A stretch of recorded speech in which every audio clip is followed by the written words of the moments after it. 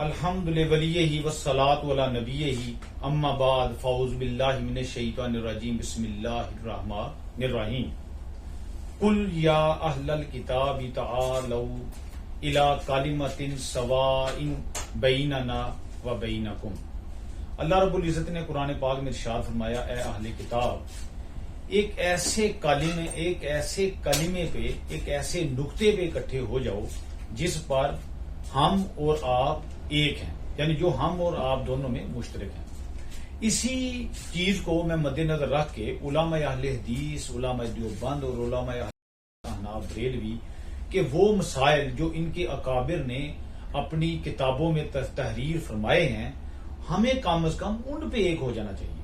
تعالو یعنی آؤ، اکٹھے ہو جاؤ جو ہم میں برابر ہیں، بیننا و بینکم۔ یہ قرآن پاک میں اللہ رب العزت نے اہل کتاب کو یہ ایک فارمولہ دیا تھا۔ آج ہم اسی فارمولہ پہ عمل کریں گے، اور اس کے لیے میں نے منتخب کیا ہے وہ درود شریف جسے بدنام کیا گیا ہے کہ یہ درود لائل پوری ہے، یہ لائل پوری درود ہے۔ کوئی بہت اٹھتا ہے جو وہ کہہ دیتا ہے یہ ایسا درود ہے جسے مولوی احمد رضا خان بریلوی نے ایجاد کیا ہے، کوئی کہتا ہے اسے مولوی سردار یعنی محدث اعظم پاکستان رحمت اللہ علیہ نے ایجاد کیا ہے، جبکہ ایسی کوئی بات نہیں ہے۔ یہ ایسا درود پاک ہے جو صحابہ کرام سے ثابت ہے، جو ایسا درود پاک ہے جو اسلاف اہل سنت سے ثابت ہے، بڑے بڑے جلیل القدر محدثین سے ثابت ہے۔ اور مزے کی بات یہ ہے کہ یہ ایسا درود پاک ہے جو خود علماء اہل حدیث اور علماء دیوبند کے اکابر کی کتابوں سے بھی ثابت ہے۔ آپ کے سامنے علماء اہل حدیث کے ایک بہت بڑے عالم جن کا یہ فتاوی ہے، فتاوی برکاتیہ، یہ ایسے عالم ہیں جن کا نام ہے ابو البرکات احمد صاحب۔ ان کے شروع میں جو ان کا انٹروڈکشن ہے اس میں لکھا ہے کہ یہ علماء اہل حدیث کے ایک بہت بڑے عالم حافظ احسان الہی ظہیر ان کے بھی استاد تھے، یعنی جیم۔ یہ صفحہ نمبر اس کا ہے دال، اس میں لکھا ہے کہ آپ کے شاگرد رشید جامعہ اسلامیہ کے عظیم فرزند علامہ احسان الہی ظہیر بین الاقوامی شہرت کے مالک تھے، جنہوں نے تصنیف و تالیف، خطابت و سیاست میں اعلیٰ مقام پیدا کیا، یعنی یہ علامہ احسان الہی ظہیر کے استادوں میں ان کا شمار ہوتا ہے۔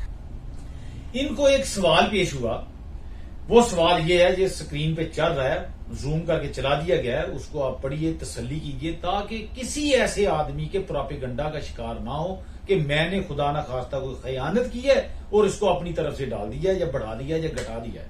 سوال، بعض علماء کہتے ہیں کہ الصلاۃ والسلام علیک یا رسول اللہ، حضور صلی اللہ علیہ وآلہ وسلم کے روضہ اقدس پر پڑھنا جائز ہے اور یہاں بدعت ہے، اس بارے وضاحت فرمائیں۔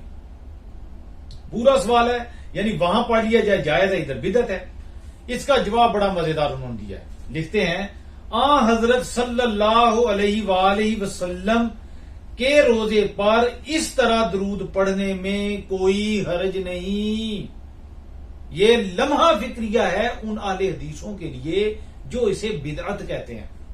اگر یہ بدعت ہوتا تو وہ فرما دیتے کہ یہ تو بدعت ہے۔ اتنا بڑا محدث ہو علماء اہل حدیث کا جو اسے بدعت نہیں کہتا، وہ یہ فرما رہے ہیں کہ اس جگہ جا کے پڑھنے میں کوئی حرج نہیں، کیونکہ قبر میں تمام مسلمانوں سے بھی خطاب کر کے سلام کہتے ہیں، السلام علیکم یا اہل القبور۔ ہاں، اگر حضرت صلی اللہ علیہ وسلم کو حاضر و ناظر سمجھ کر اس طرح درود پڑھتا ہو تو یہ ناجائز ہے، شرک ہے نہیں کہا، ناجائز ہے۔ اور ادھر ہمارے ہاں تو شرک شرک شرک، اس کی گردان نہیں ختم ہوتی۔ یعنی انہوں نے بھی اگر اختلاف کیا ہے تو بڑے اعتدال کے ساتھ کیا ہے، اس کو ناجائز کہا ہے۔